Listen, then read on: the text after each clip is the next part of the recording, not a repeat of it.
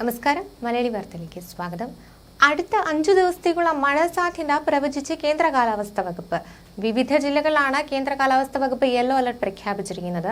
അത് എവിടെയൊക്കെയാണെന്ന് നമുക്ക് നോക്കാം. ഇന്ന് ആലപ്പുഴ, എറണാകുളം, ഇടുക്കി, തൃശൂർ, മലപ്പുറം, കോഴിക്കോട്, കണ്ണൂർ, കാസർഗോഡ് ജില്ലകളിലും നാളെ തിരുവനന്തപുരം, കൊല്ലം, ആലപ്പുഴ, ഇടുക്കി, എറണാകുളം, തൃശൂർ, മലപ്പുറം, കോഴിക്കോട്, കണ്ണൂർ, കാസർഗോഡ് ജില്ലകളിലും 8-ന് തൃശൂർ, മലപ്പുറം, കോഴിക്കോട്, കണ്ണൂർ, കാസർഗോഡ് ജില്ലകളിലും 9-ന് മലപ്പുറം, കോഴിക്കോട്, കണ്ണൂർ, കാസർഗോഡ് എന്നീ ജില്ലകളിലുമാണ് കേന്ദ്ര കാലാവസ്ഥാ വകുപ്പ് യെല്ലോ അലർട്ട് പ്രഖ്യാപിച്ചിരിക്കുന്നത്.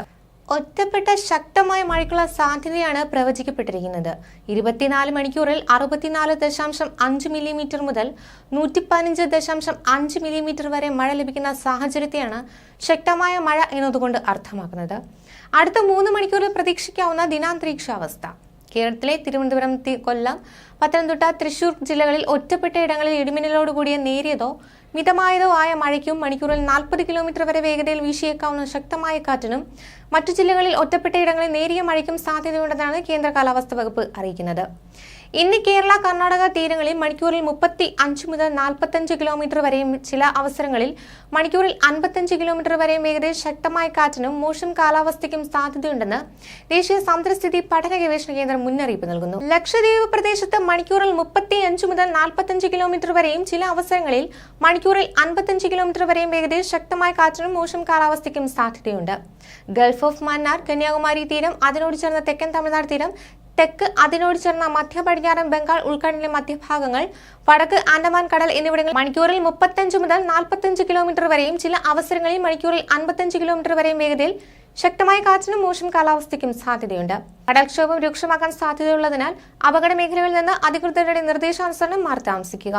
മത്സ്യബന്ധന യാനങ്ങൾ, ബോട്ട്, വള്ളം മുതലായവ ഹാർബറിൽ സുരക്ഷിതമായി കെട്ടിയിട്ട് സൂക്ഷിക്കണം. വള്ളങ്ങൾ തമ്മിൽ സുരക്ഷിത അകലം പാലിക്കുന്നത് കൂട്ടിയിടിച്ചുള്ള അപകട സാധ്യത ഒഴിവാക്കാം. മത്സ്യബന്ധന ഉപകരണങ്ങളുടെ സുരക്ഷ ഉറപ്പാക്കണം. ബീച്ചിലേക്കുള്ള യാത്രകളും കടലിൽ ഇറങ്ങിയുള്ള വിനോദങ്ങളും പൂർണ്ണമായും ഒഴിവാക്കുക. തെക്ക് പടിഞ്ഞാറൻ മൺസൂൺ ദക്ഷിണേന്ത്യയിലെ കൂടുതൽ മേഖലകളിലേക്ക് വ്യാപിച്ചതോടെ കേരളത്തിൽ ഇടിമിന്നലിന്റെ ശക്തി കുറയും. കഴിഞ്ഞ ദിവസങ്ങളിൽ ശക്തമായ മിന്നലും മേഘവിസ്ഫോടനവും തീവ്രമഴയും ലഭിച്ചിരുന്നെങ്കിൽ 2 ദിവസത്തിനു ശേഷം സാധാരണ കാലാവസ്ഥയിലേക്ക് അന്തരീക്ഷ സാഹചര്യം ഒരുങ്ങും. അതിനിടെ കളമശ്ശേരിയിലെ വെള്ളക്കെട്ടിലാക്കിയ മെയ് 28-ന് പെയ്ത പെരുമഴ മേഘവിസ്ഫോടനം മൂലമാണെന്ന് കുസാറ്റിന് പുറമെ കേന്ദ്ര കാലാവസ്ഥാ വകുപ്പും സ്ഥിരീകരിച്ചു. കളമശ്ശേരിയിലെ കുസാറ്റ് റഡാർ കേന്ദ്രം രാവിലെ 9:30 മുതൽ 10:30 വരെ 103 മില്ലിമീറ്റർ മഴ രേഖപ്പെടുത്തിയിരുന്നു. മേഘവിസ്ഫോടനമാണെന്ന് കുസാറ്റ് പ്രഖ്യാപിച്ചിരുന്നെങ്കിലും കേന്ദ്ര കാലാവസ്ഥാ വകുപ്പ് ഇക്കാര്യം സ്ഥിരീകരിച്ചിരുന്നില്ല. അന്ന് തങ്ങളുടെ തൃക്കാക്കരയിലെ മഴമാപിനിയിൽ 1 മണിക്കൂറിൽ 100 മില്ലിമീറ്റർ മഴ രേഖപ്പെടുത്തിയെന്നും മേഘവിസ്ഫോടനമാണെന്നും ഇന്നലെ വൈകിട്ടാണ് അവർ സ്ഥിരീകരിച്ചത്.